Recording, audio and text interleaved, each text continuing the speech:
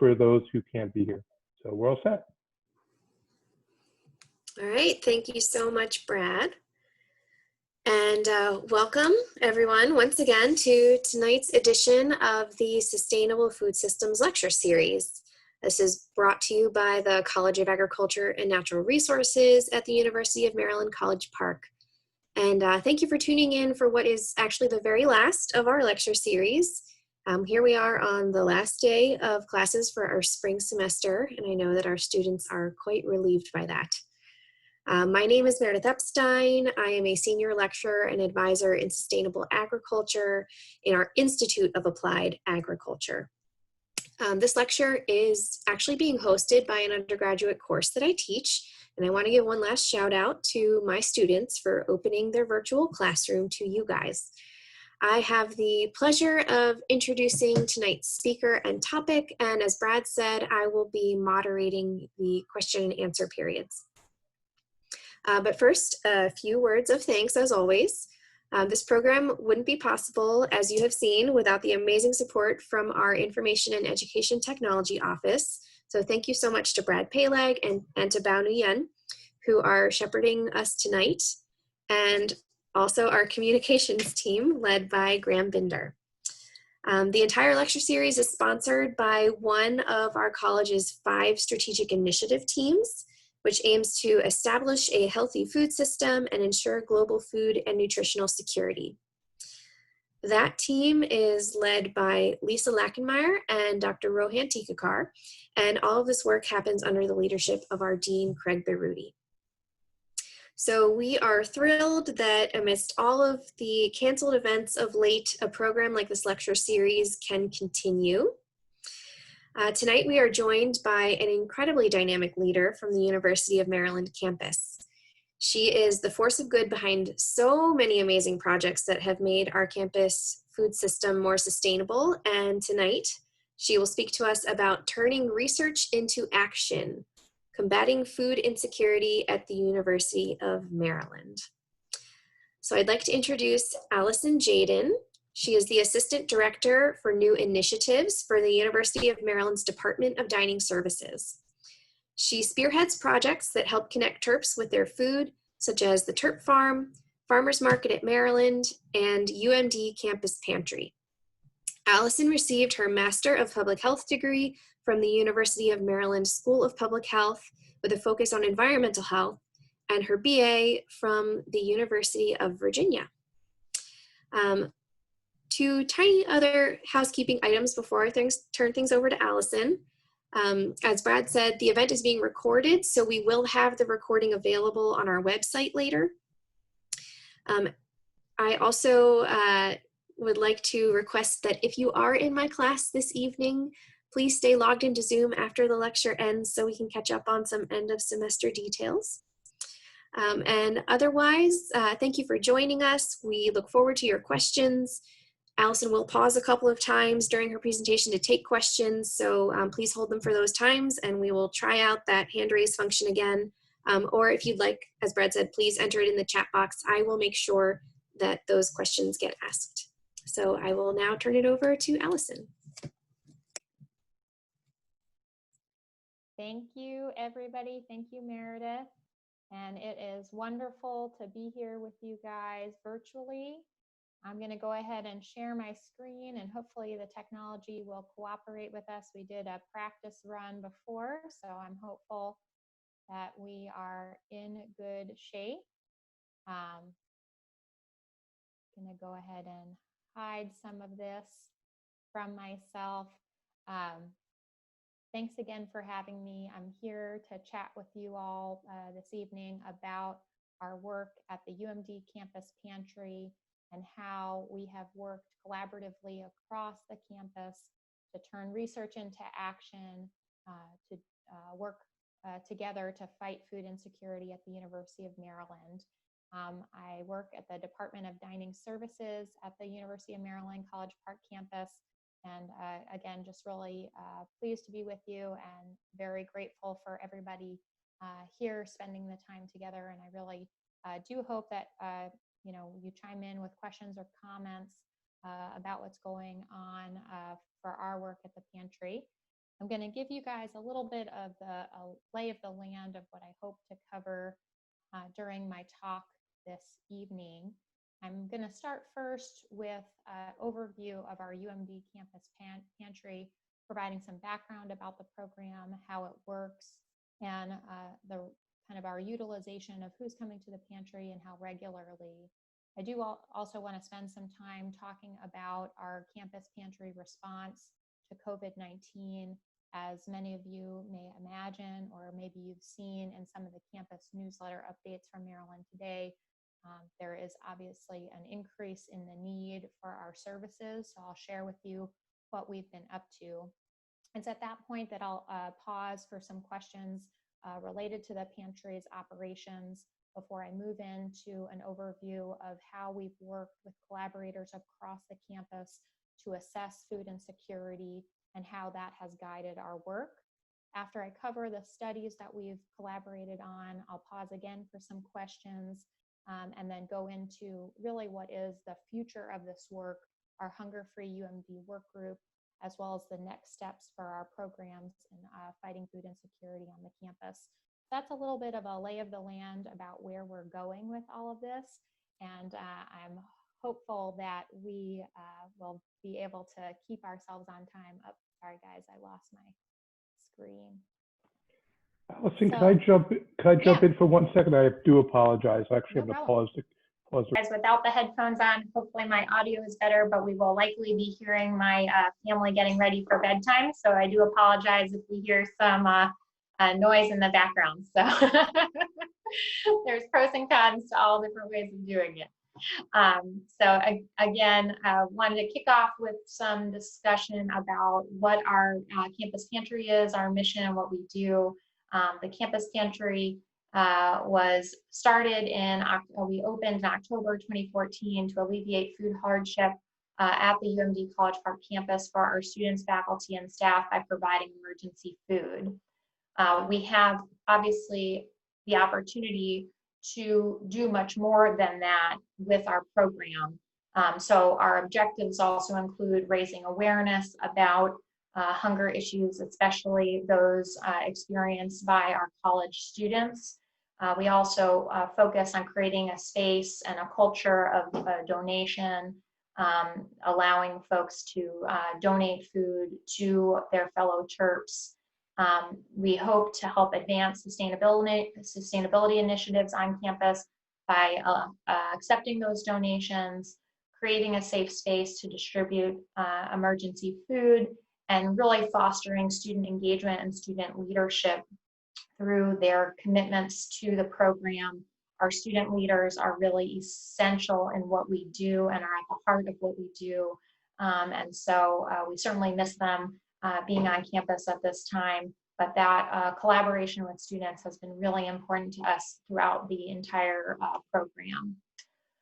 The pantry itself is available for all UMD students, faculty, and staff who need its services. All we ask is that folks who are coming to the pantry bring their ID. We don't have any other verification requirements. We do, as I'll explain a little bit about our procedures, we do have some data collection that we do that helps us monitor who the services are going to, so we can share results about whether or not we're meeting the goals that we've learned about through our studies. But we really only require a university ID to access the food available through the pantry. I'm going to take you guys on a little bit of a tour. The pantry, when we opened in October of 2014, first opened in Cole Fieldhouse in a concession stand that was being unutilized by the Department of Dining Services. Very quickly thereafter, though, Cole Fieldhouse went under construction, and so we looked for a new location and found a home in the ground floor of the health center, which has been a wonderful partnership with the University Health Center to provide this service to the community. So I'm going to share with you some pictures of what the pantry looks like in that location. We are, as I mentioned, on the ground floor of the health center. When we are open, which is typically on Fridays from 9 until 5, We have some basic information, resources, and documents set outside of the pantry space for our visitors to take a look at and access. We do ask to collect some basic demographic information for folks who are coming to use the pantry that helps us track whether or not we're meeting the needs that we've identified through our studies. We do keep those on file for the semester so folks don't have to repeat the intake process each time they come. They only have to show their ID, as I mentioned, when they come to access the pantry. The pantry has been set up as a little mini store where people who are visiting the pantry can select the items that they need. And we have a picture here of what that looks like, where we have canned soups, canned beans, proteins, cereal, other items, peanut butter, pasta. And so visitors to the pantry can select what they want. And really this kind of personal shopping model is really one of the best to make sure that food is not going to then be wasted, something that somebody wouldn't want to eat or be able to eat. And it gives a lot of agency to everybody who's coming to visit the pantry, that they're able to select items for themselves. The food that we have at the pantry, as you could probably tell by the pictures, our space is pretty small. We don't have refrigeration or freezer spaces, so majority of the food is non-perishable, and we rely on a partnership with the Capital Area Food Bank to stock majority of the food in the pantry, as well as donations from our community members. Many of you guys have likely participated in a food drive on campus, and for that I'm so thankful.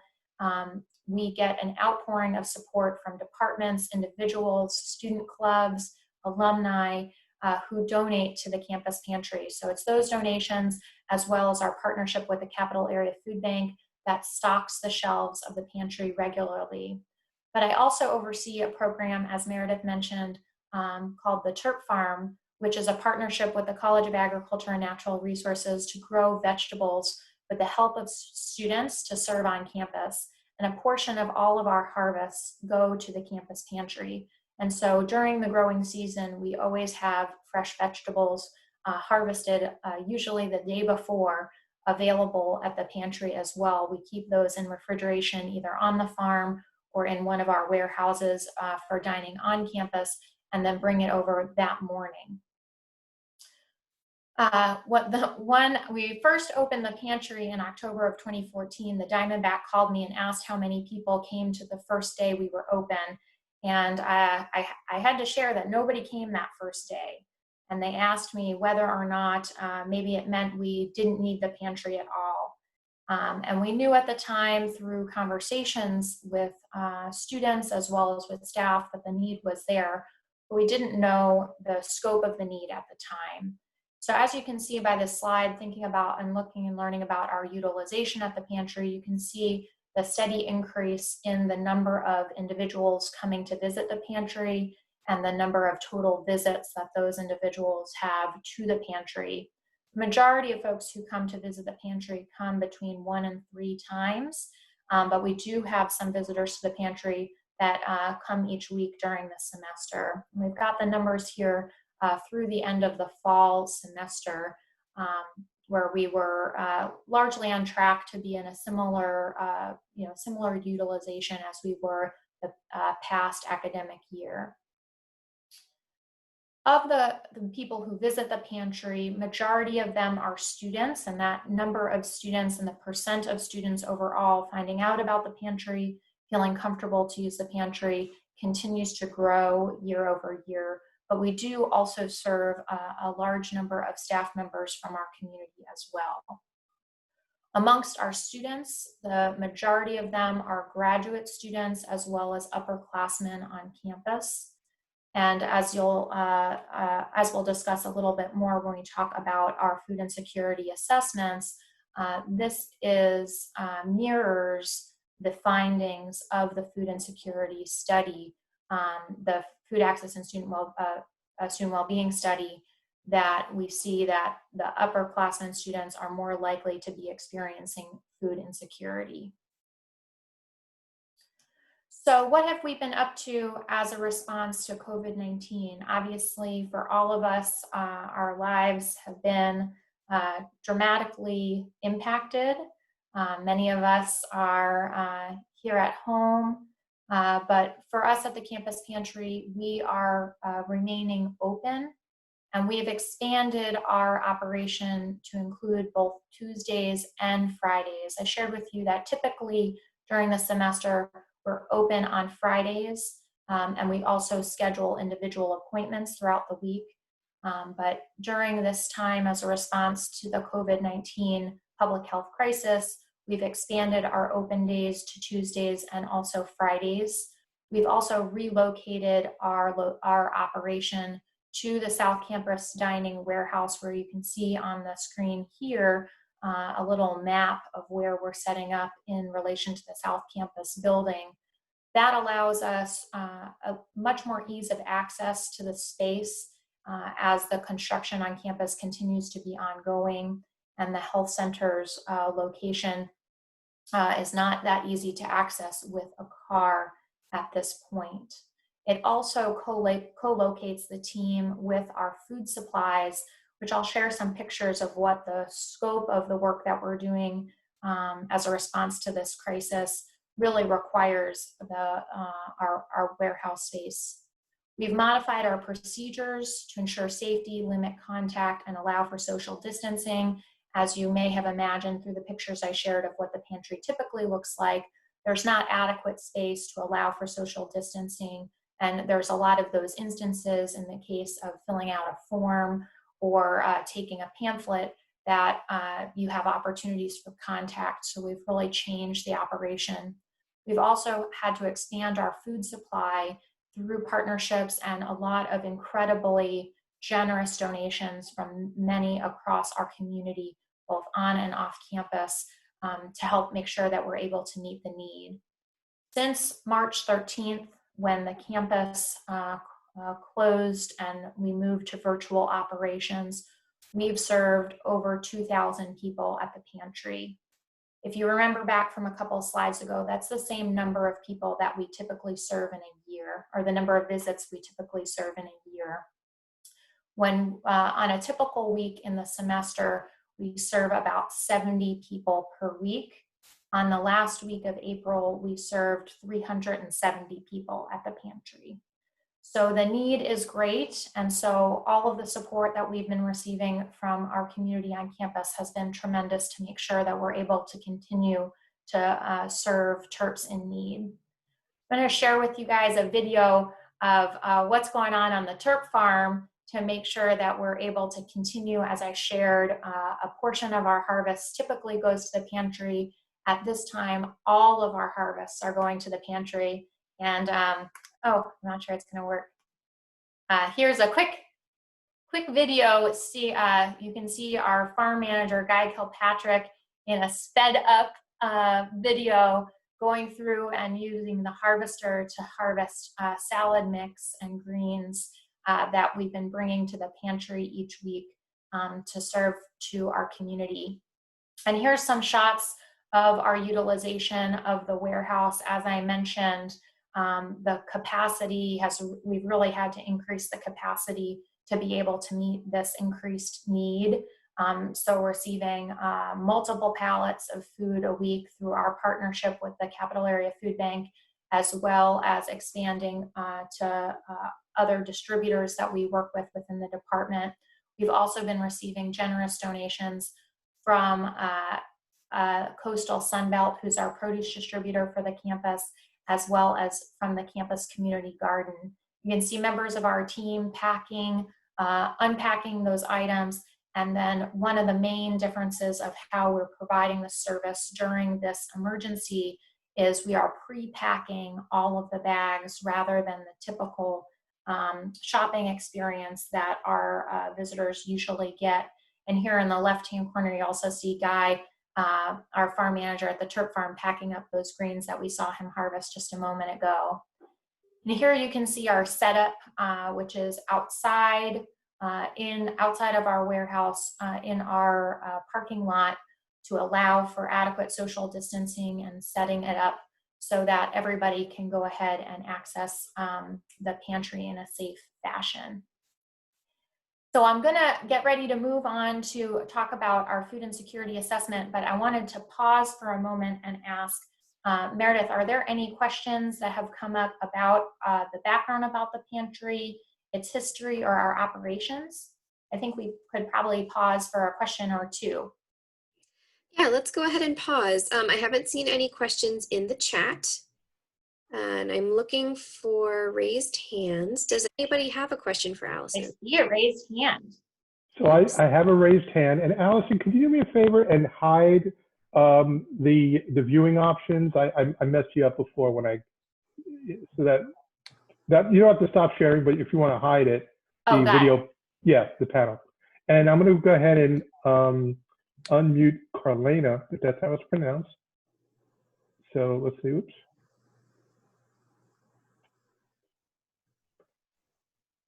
Ooh. Val, are you able to? It's not allowing me to unmute her. There Hi, you go. can you hear me okay? We can. Yeah. Awesome. So I don't know, do you all track among the students whether or not they live on campus or not? Because I know we have a large segment of students who do live on campus but don't live in they live in kitchen equipped spaces and aren't required to have meal plans. And so sometimes that is a very intentional financial decision for them. That's a really great question. And actually, it's not been something that we've tracked to date from our intake form. And it's something that we are considering given the results of the food access and student well-being study, as well as conversations with our hunger-free work group. We are thinking about adding that to our intake form into the future to make sure that we're able to identify that important difference, because the housing arrangements for students that do seem to be very closely tied with whether or not they're at risk of being food insecure.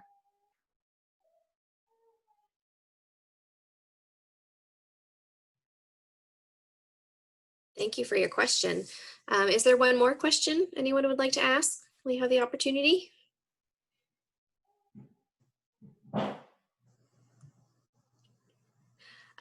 Allison, I have a quick question. Yeah. How many more dining services staff have you had to mobilize to make the pantry function? As you know, how many do you have, quote unquote, normally versus right now? Yeah, that's a really great question. I mentioned to you guys that typically during the semester, our student leaders are the force behind all of the work that we do. And so in a typical semester, I have a manager, Larry Tumlin, on my team who leads our campus pantry efforts, as well as the help of 4 or 5 student leaders who are paid student staff members in the Department of Dining Services who work with us part-time to manage the operations of the pantry. And then we also work with a number of student volunteers who make our program function. I'll talk a little bit about this kind of in the next steps phase, but we've also brought on a Campus Compact Mid-Atlantic AmeriCorps Vista service member to support the pantry full-time as well. And so that really makes up the core of our team, the student volunteers, student leaders, our AmeriCorps Vista, and our manager. However, given the circumstances with COVID-19 and our students being at home, we have looked and gotten an outpouring of support from across the Department of Dining's staff. And so we have about 4 or 5 of our dining managers from across our different units who are helping with the operations day by day at the pantry, as well as the support of one of our senior associate directors. So it's really been a core team of about 4 or 5 managers and a couple other folks that come to help to make what our COVID-19 response possible. Thank you. I don't see any other questions at the moment, so let's move ahead. Great. Hopefully you guys are storing them up for the Q&A at the end. I encourage you to ask questions. It makes it much more dynamic to hear from you guys. Even comments or thoughts or reflections would be really very welcome. So when we started the pantry, we started it based on conversations we had had, as I mentioned, with students as well as staff, identifying individuals who had come either to the Department of Dining, our colleagues in the health center or the counseling center, disclosing that they were struggling. But it was really only because of those individual conversations that we knew that there was an issue on campus. But at the same time, we knew that we had to get a better handle and a better understanding about the full scope of what was going on with food insecurity on campus.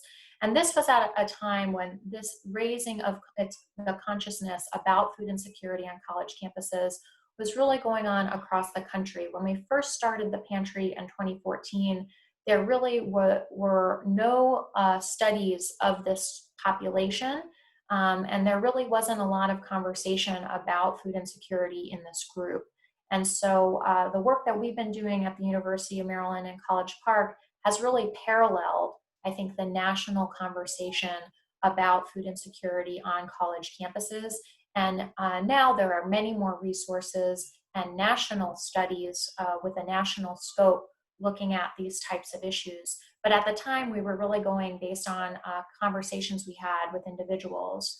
But we were able to partner at first with Dr. Payne Sturges from the School of Public Health to kick off a pilot study to start to understand what was going on our campus, particularly with our student population.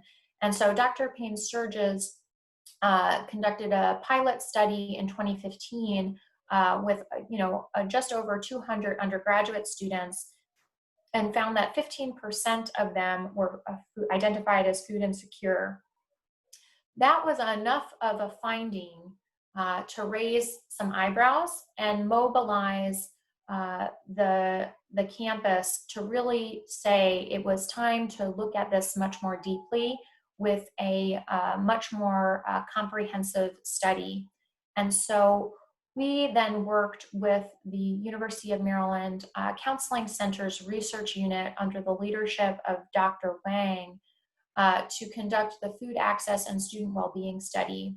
And that study was supported by Dining Services, the Health Center, as well as contributions from the Maryland Parent and Family Association, and was conducted, the quantitative component of the study, the survey that went out to the students, both undergraduate and graduate, went out in the fall of 2017, but was followed up by a series of in-person interviews that were conducted during the spring 2018 and into the summer 2018.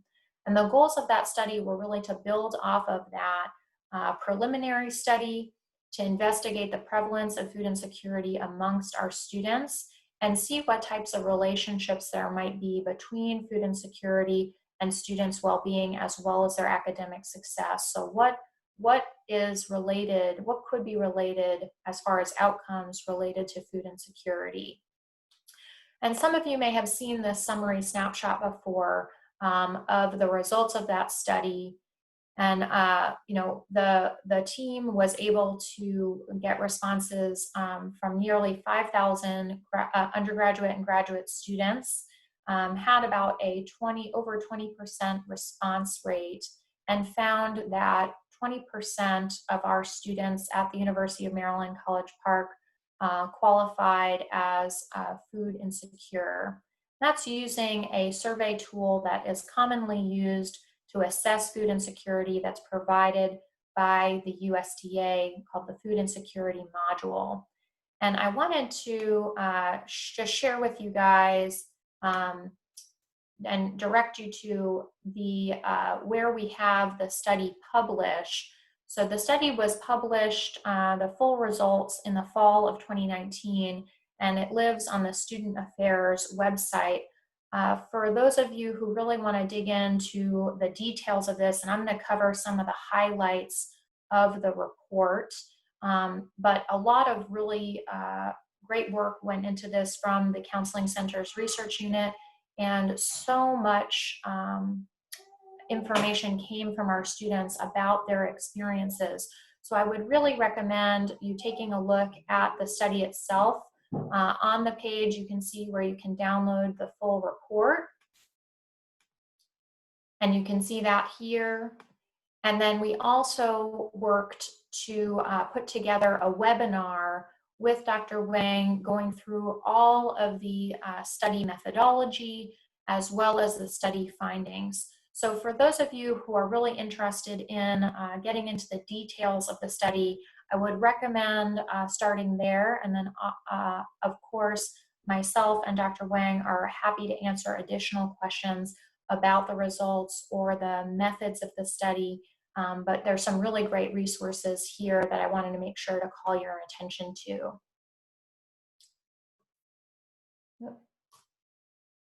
Sorry, y'all.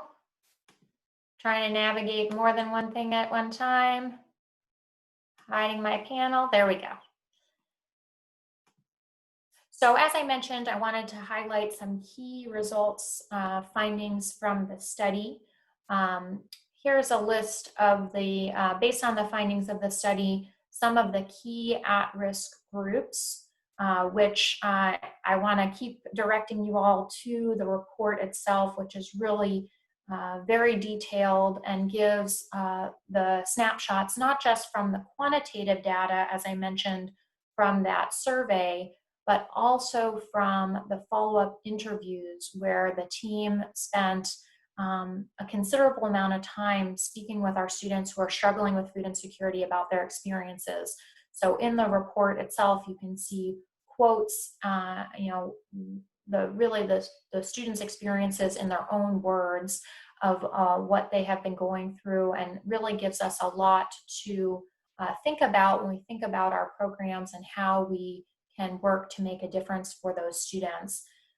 So as you can see here with the at-risk groups, racial and ethnic minorities are more at risk of being food insecure, as well as first-generation college students, international students, students with an immigrant background, transfer students, transgender or gender non-conforming, different gender identity, students with disabilities, and students who are divorced, separated, or widowed. We also see another key highlight that I wanted to share with you all from the results of the study. In addition to identifying whether or not students were food insecure, the study also went on to ask about their physical and mental well-being.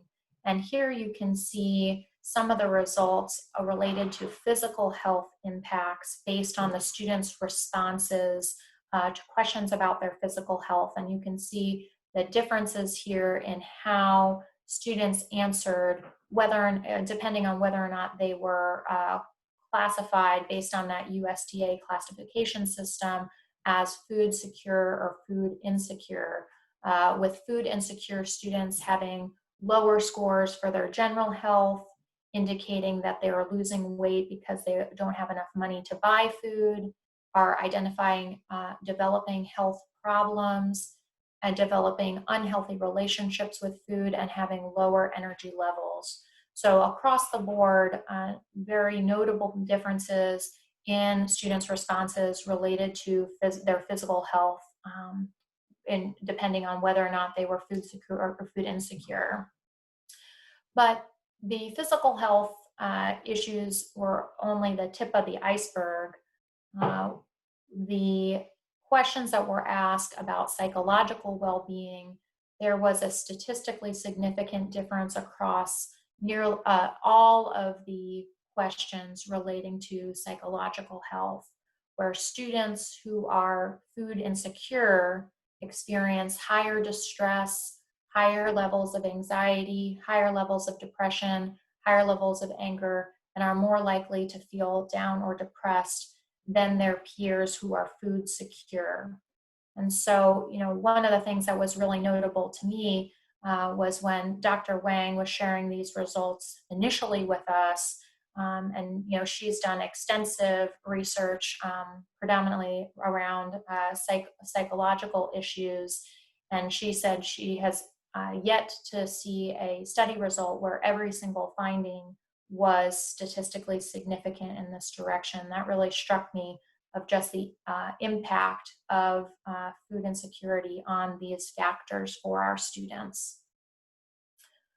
But in addition to students' physical well-being and psychological well-being, the study also found that academic performance is impacted by a student's food security status, where students who are food insecure are more likely to fall asleep in class, miss a class, fail an assignment, and have lower GPAs and ultimately more likely to withdraw from the university. And so these findings, together really paint a very, very important picture for us of just how important this work is to address and help address these issues and work with our students to identify and listen to their ideas about how we can work with them to eliminate food insecurity on our campus.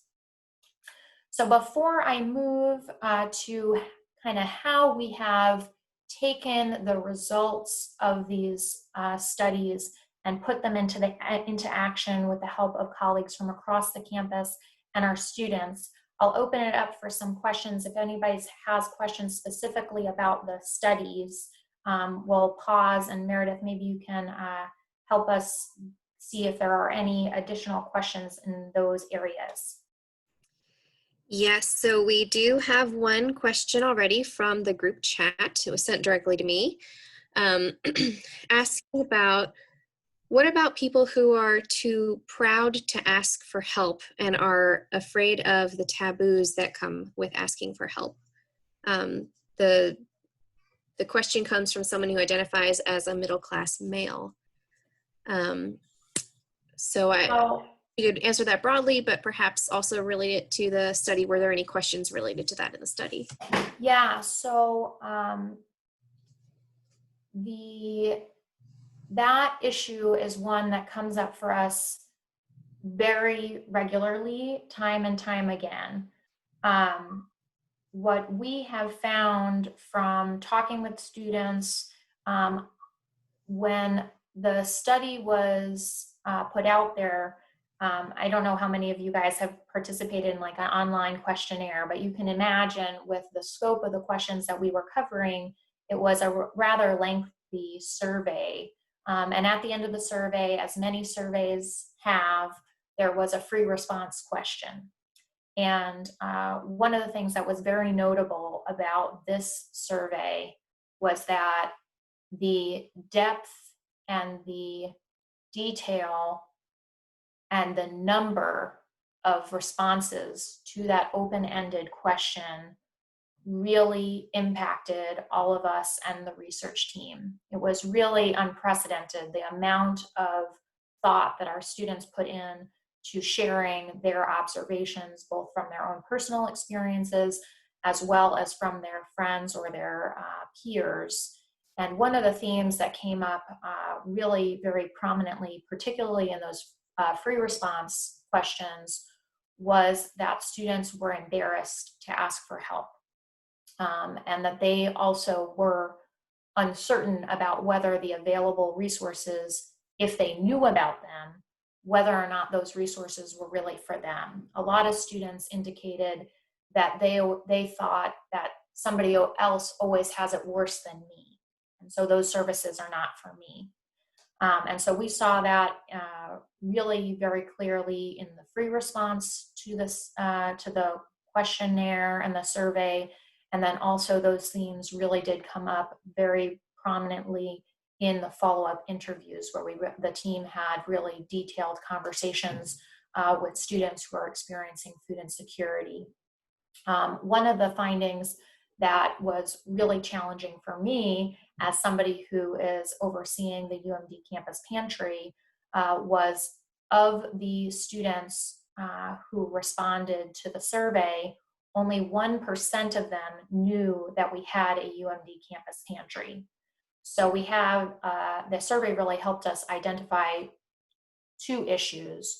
One, that students didn't know about the service, but then even if they knew about the service, they were reluctant to use it because of concerns that they either felt embarrassed, or they felt like it wasn't for them, or they were concerned somebody would see them. And so all of that information we learned from the survey, we're really working with and trying to grapple with. And I'll share a little bit about how we're going to we're working toward that with our Hunger for UMD work group. But it's not a simple solution. And so I definitely encourage anybody who has ideas or suggestions about that to get in touch with me and share observations you might have from working with students or your own personal experiences to make this work easier and make people feel more welcome. That's a great question and observation. Any other questions?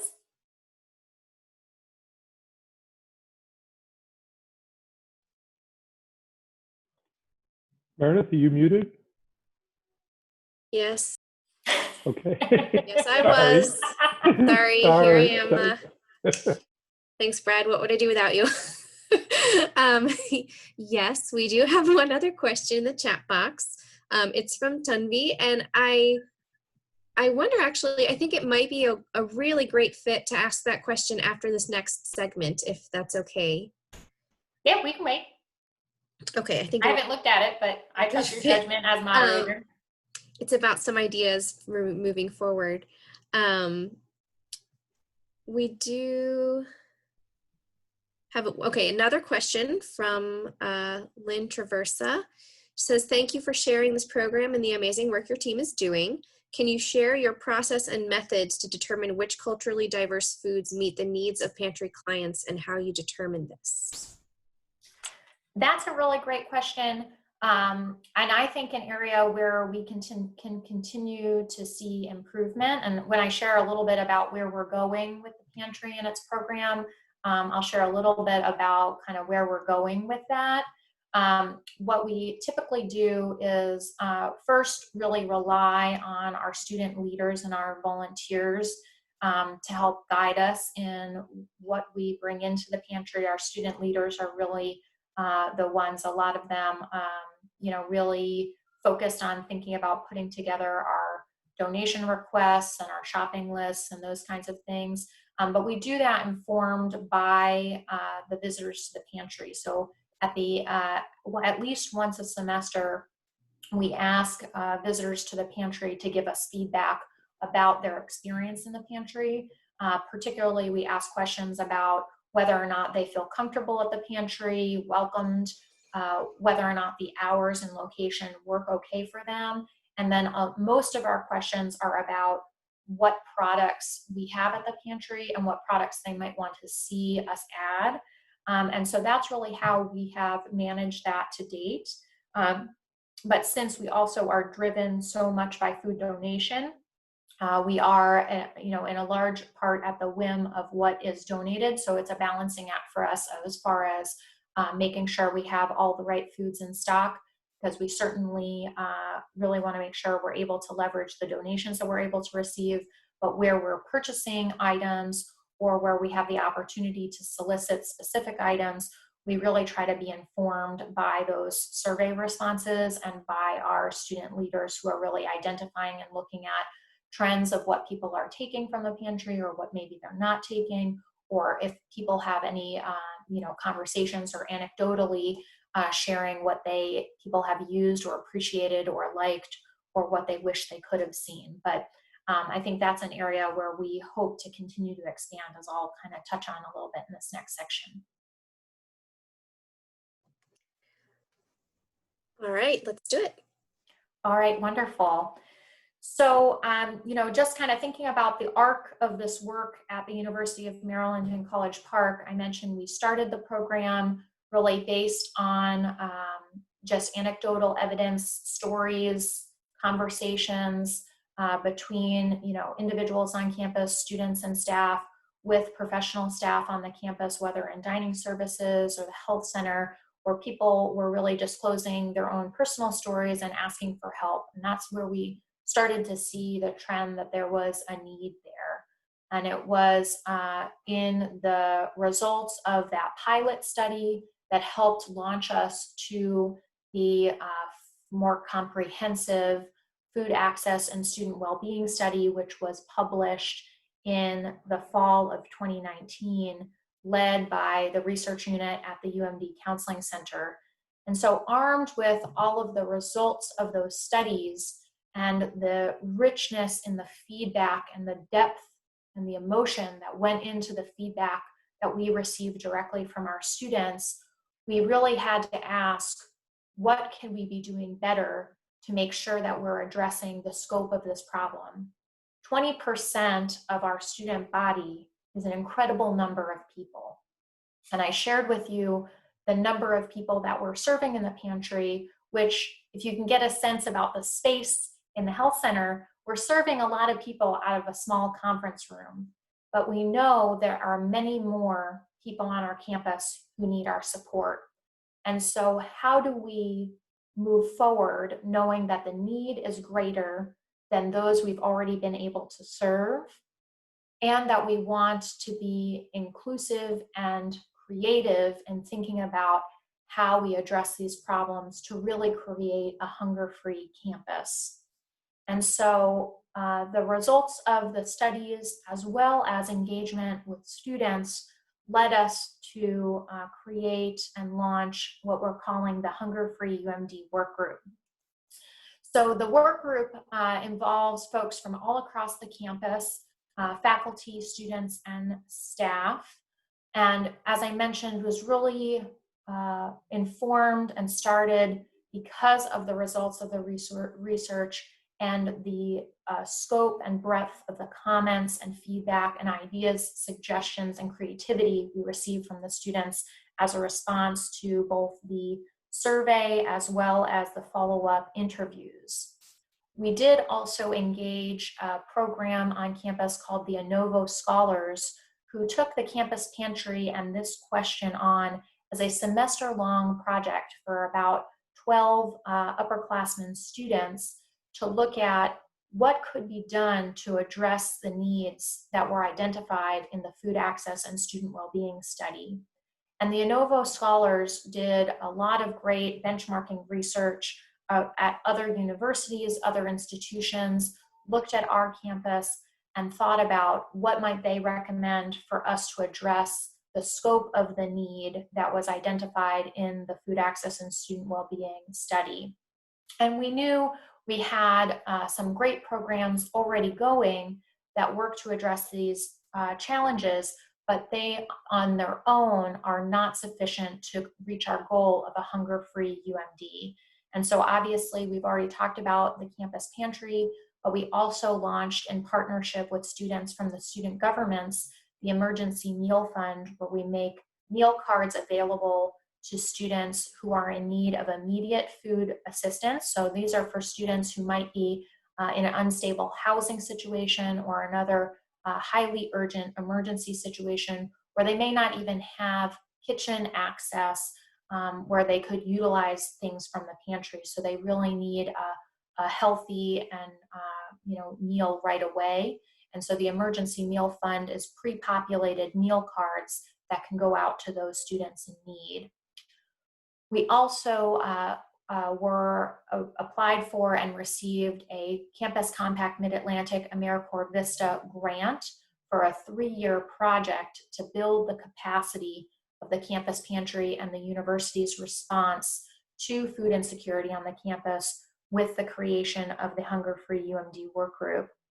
And Brian Miko, who is our CCMA AmeriCorps Vista, has done an incredible job in helping us continue to move this work forward.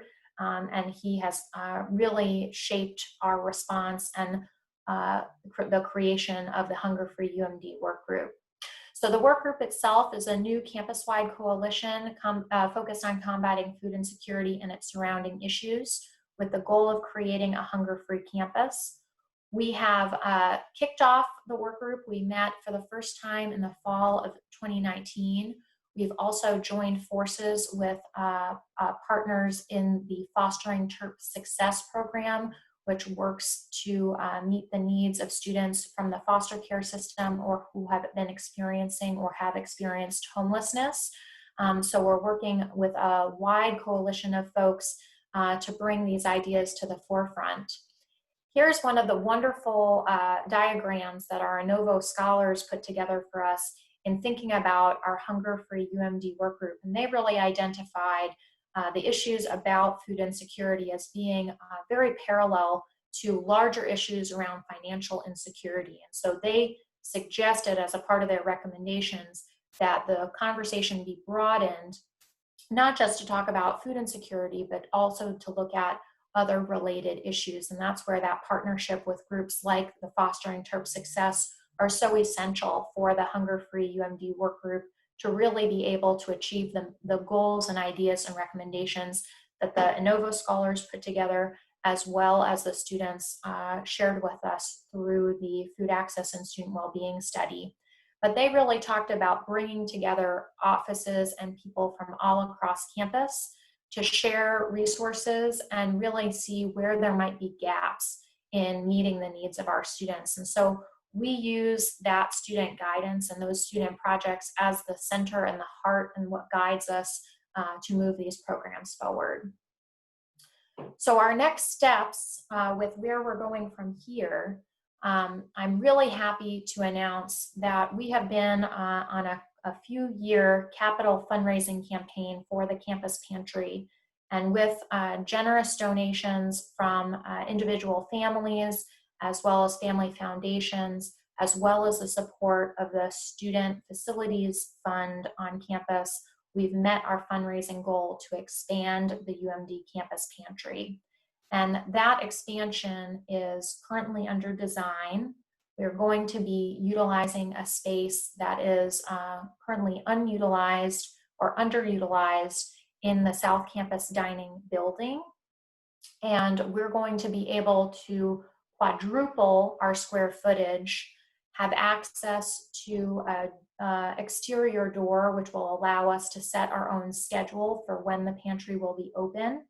We'll be able to have adequate refrigeration for refrigeration and freezer space to include perishable as well as frozen products for visitors to the pantry.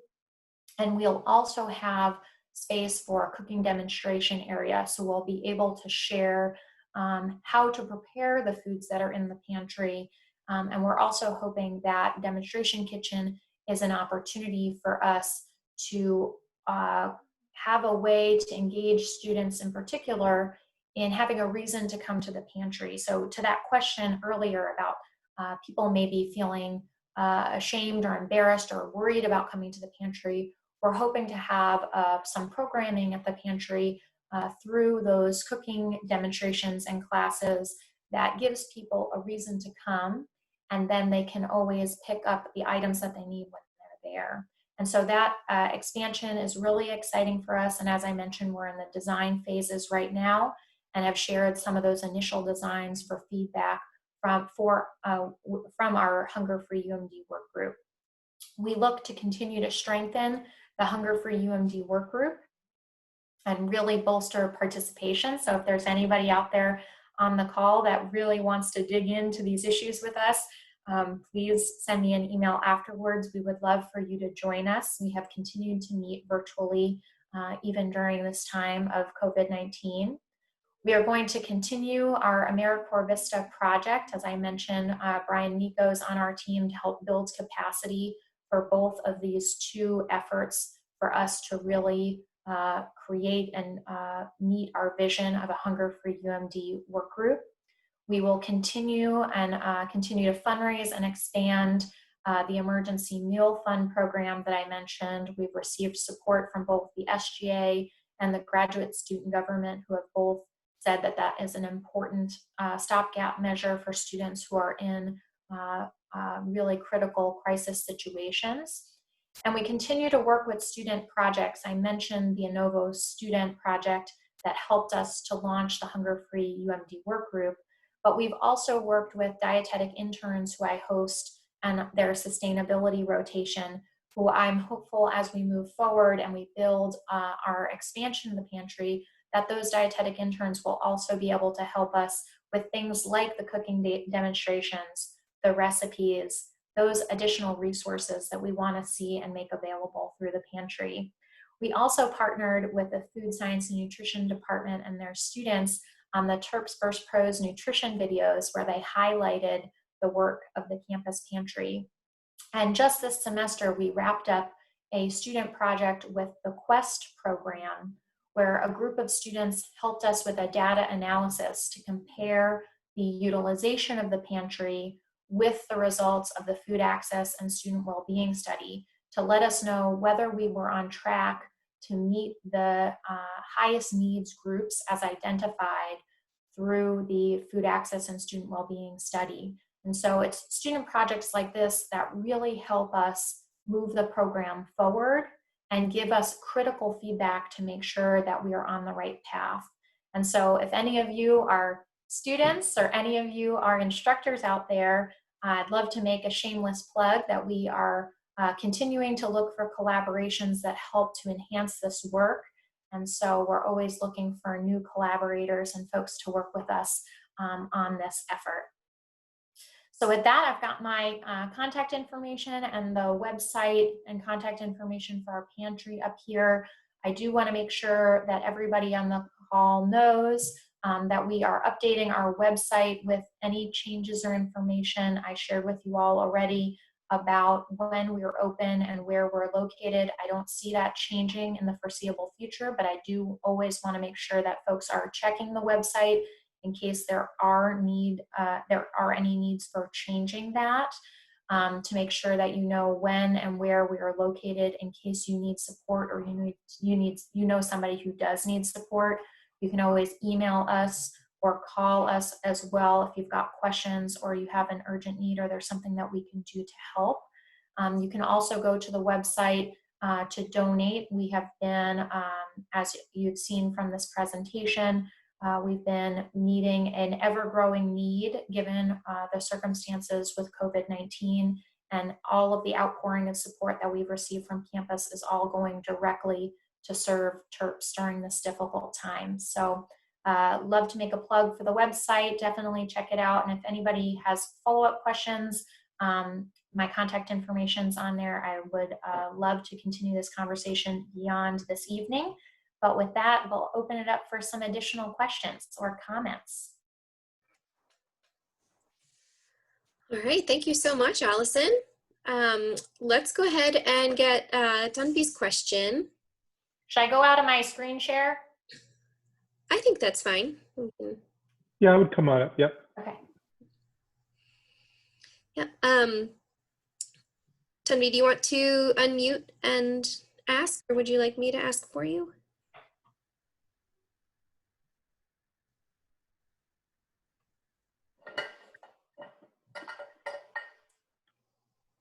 I'm sorry, Meredith. What was the name of the person?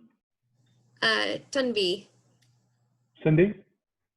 Tunbi, Tanbi. I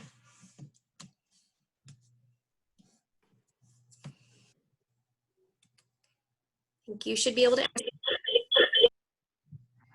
Hi. Oh. Hello. Hey. Hi.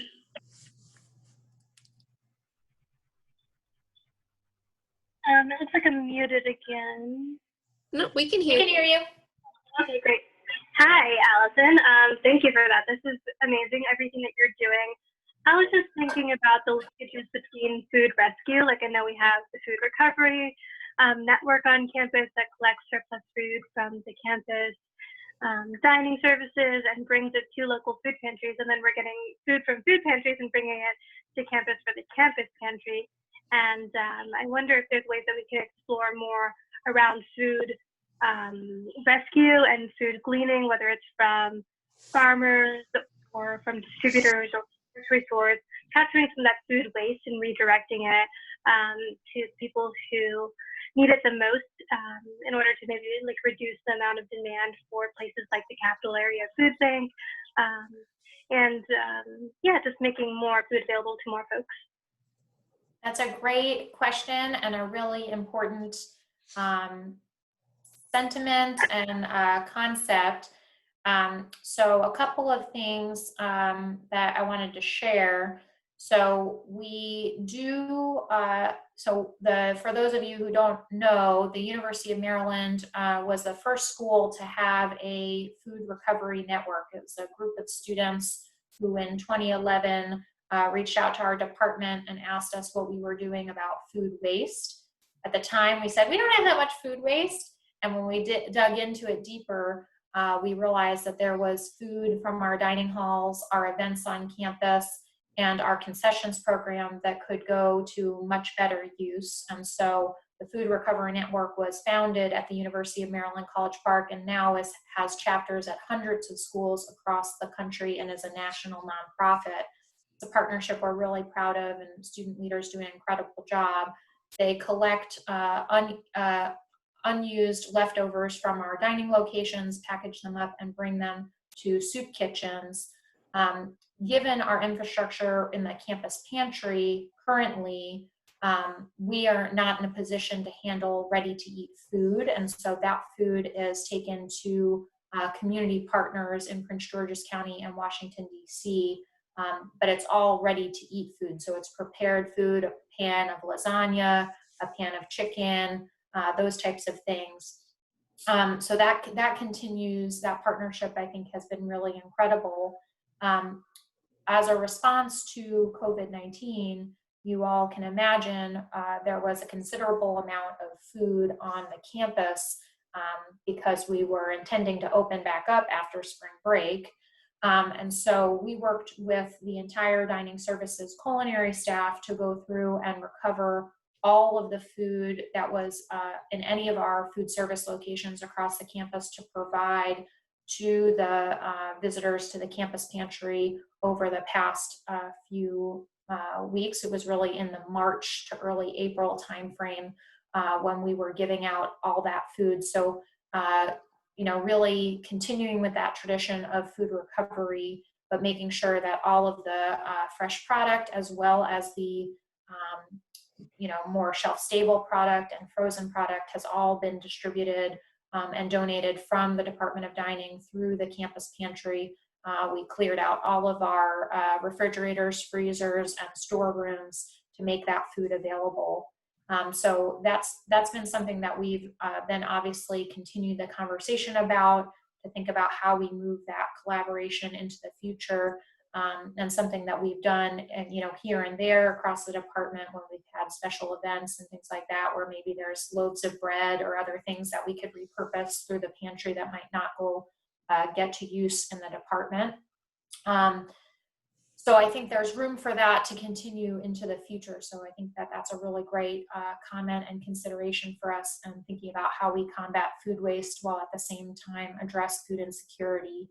On the gleaning side, I will say we have a second Campus Compact Mid-Atlantic AmeriCorps Vista project with the Turk Farm project to specifically look at gleaning. And so Nicole, who's our CCMA AmeriCorps Vista member with the Turk Farm, has been ramping up her work specifically focused on gleaning and thinking about both the campus pantry, but also other nonprofit partners as recipients for that food.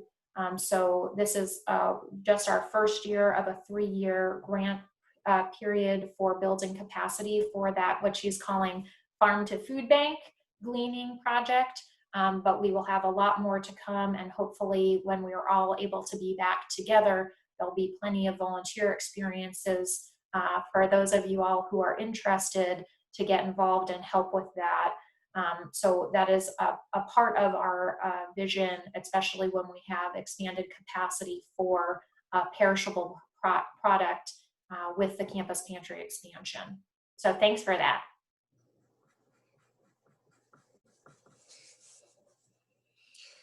Awesome, thank you. Next, I have a question that I will ask on behalf of Terry.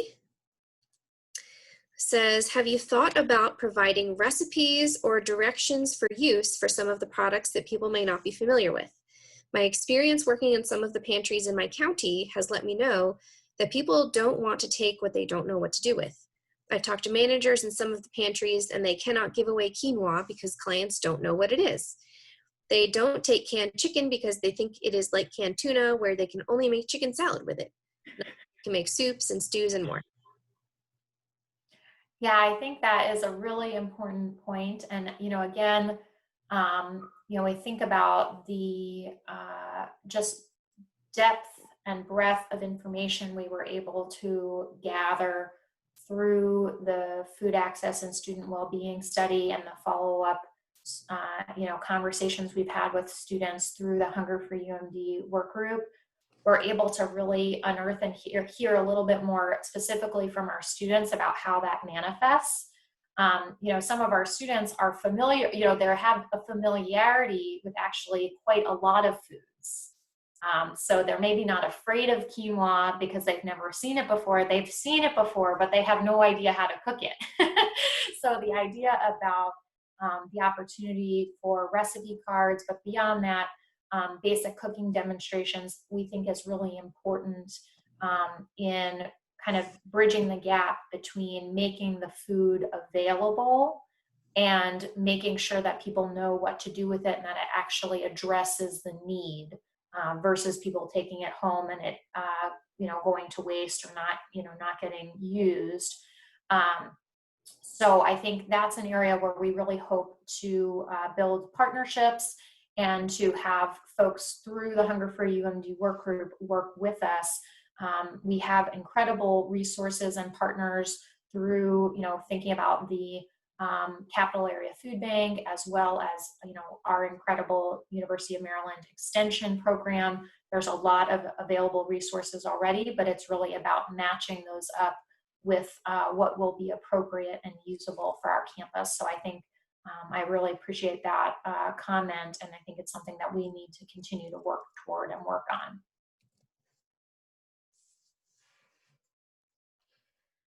Fantastic. Our next question, or I guess more of a comment, is from Lena. Has several ideas that might help right now. More stories in Maryland today, more stories on your website, a thermometer to show progress on urgent fundraising goals. Lena, is there anything you wanted to add to that or ask?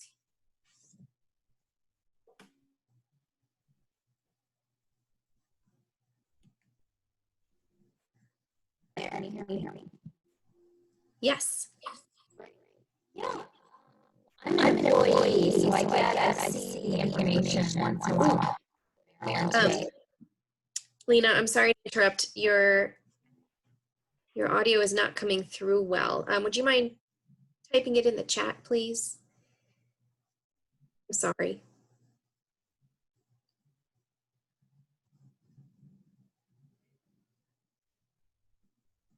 While Lena is typing in the chat, Lynn Brooks has asked, are you able to access dairy from local farms?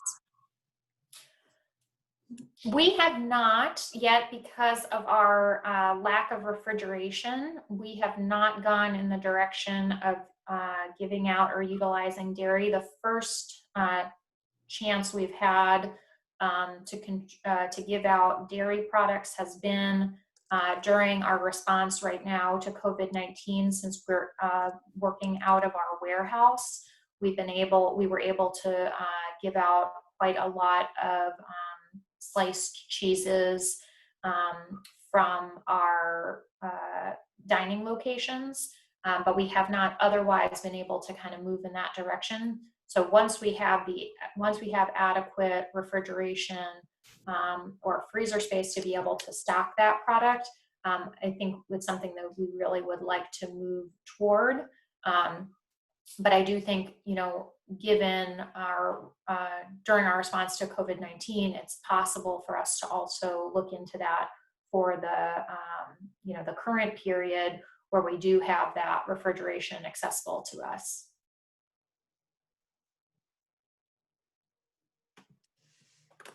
Thank you. And I do have Lena's response that I'll read out loud for her.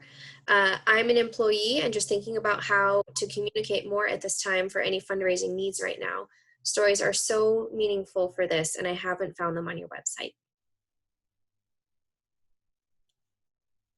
I think that is important for us to consider and think about how we can keep ramping that up. We've certainly worked with Maryland Today, and there's been a handful of stories shared that way, but I think that there is probably even more we can do. So I'll bring that back to the team and hopefully get some help from our communications folks and development folks to put that to life, because I really appreciate that suggestion. Yes, thank you, Lena. I don't think I missed anything. Are there any other questions or comments?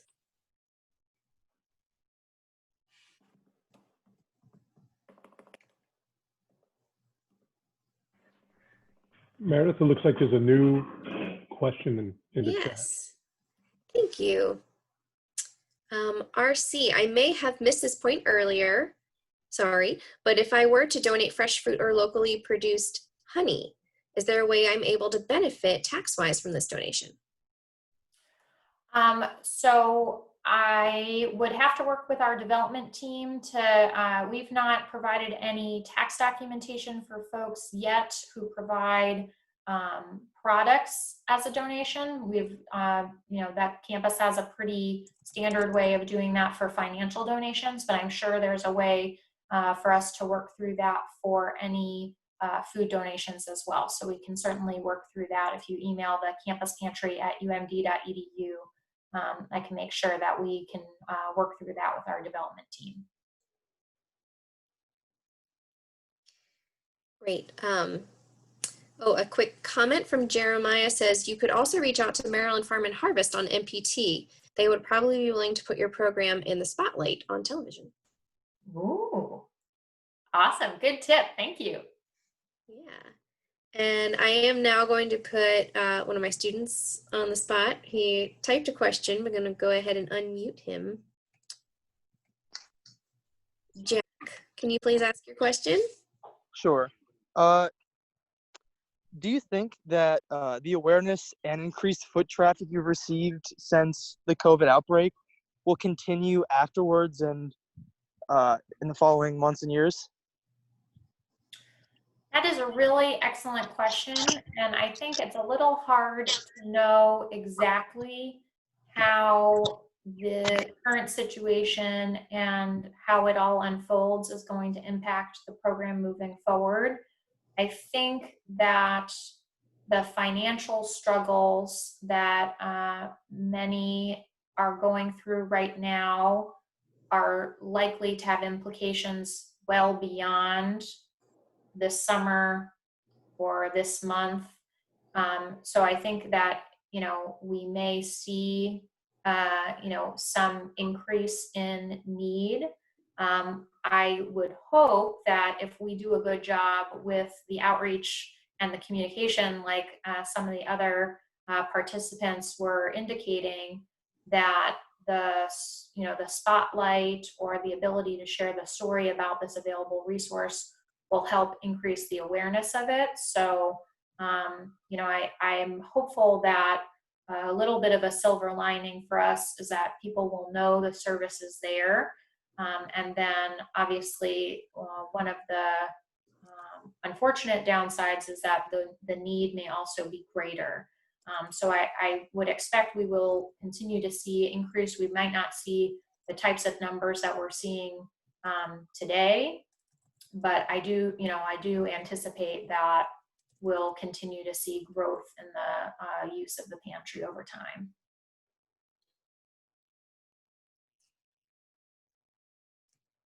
All right, I have a question. I noticed in the data that you showed from the study that, or maybe it was from the intake forms, it was all students and staff. Have you ever had a faculty member use the pantry? And if not, why do you think that is? I think the way that we have our intake form set up, a faculty member would check the box of staff. So it's really distinguishing between students and non-students. So I think, we don't really break down the numbers of like what type of staff utilization, what department, and what kind of position they have on campus. Mhm. So I don't think we have really any granularity into that. Okay, thank you. No problem. Okay, do we have any final questions?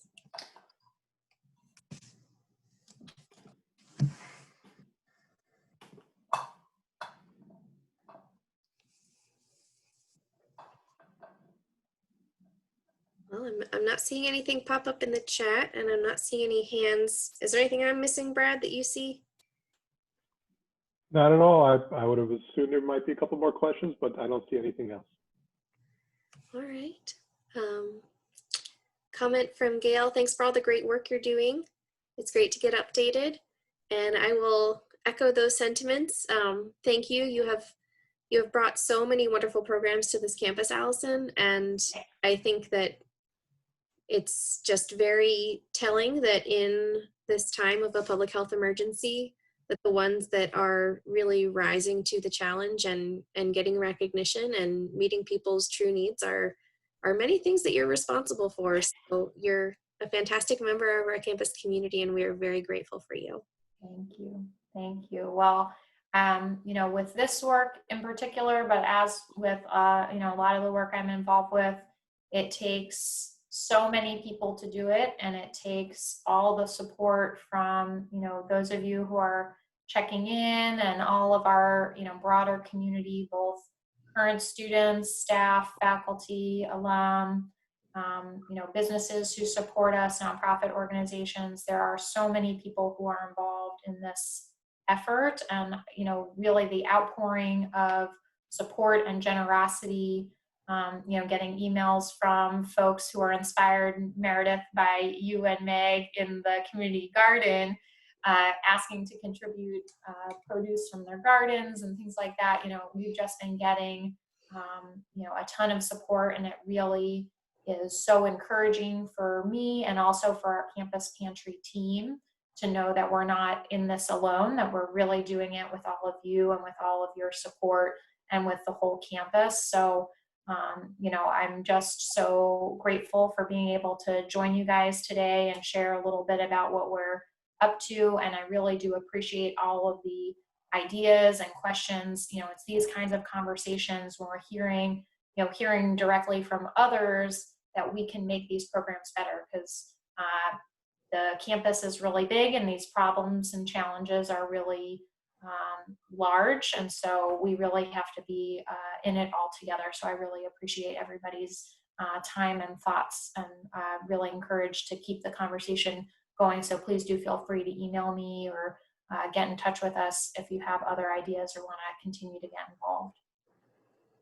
Thank you. We do have a couple of people commenting in the chat that they would like to get in touch with you. So if you wouldn't mind, since you're not sharing your slides anymore, could you just put your email address, whatever way you wish to be reached, into the chat? Thank you. Got it. Email me, guys. All right. So I invite you to give Allison a virtual round of applause. Use the reactions on your Zoom toolbar. Thanks, guys. That's awesome. Almost as good as being in person with all y'all. All right. Thank you again to Allison. Thank you to Brad and Bao for your support technologically this evening. Thank you to everybody who came to the talk tonight. As I said, this is the last one of the series, but we will do it again next spring. So I hope you will look forward to that and tune in.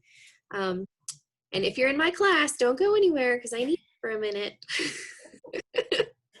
All right. Thanks, everybody. I hope to see you on email.